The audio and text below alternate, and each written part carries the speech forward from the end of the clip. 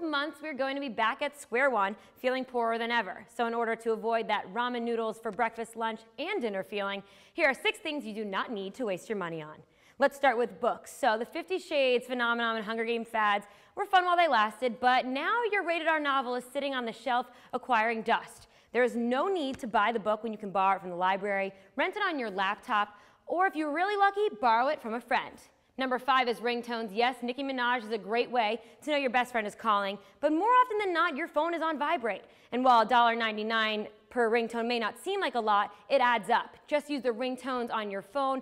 They may be the same as everyone else, but they work. Next on the list, dryer sheets. Mom and Dad have been putting them in your laundry for years, but no one can actually tell you what their real purpose is.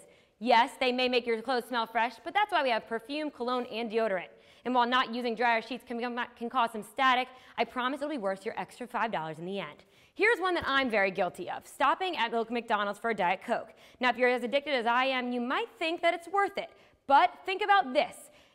If you buy a Diet Coke every day for the next 2 weeks, you're spending $14 plus tax. But if you buy a fridge pack, you can have 12 days of soda for more than half the price.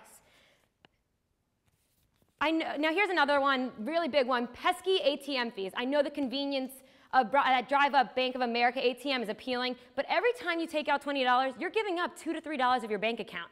Here's the best way to get around it. Either take out large amounts of money and put the extra somewhere safe, or go to your bank instead of the one close to your home. And finally, the item you should not waste your money on, bottled water. Now, not only will you save the environment, but you will save tons of money if you purchase a reusable water bottle. Water on campus is purified, so there's no need to spend more than $1 on bottled water. Not to mention, how many of you actually finished that bottle of Deer Park?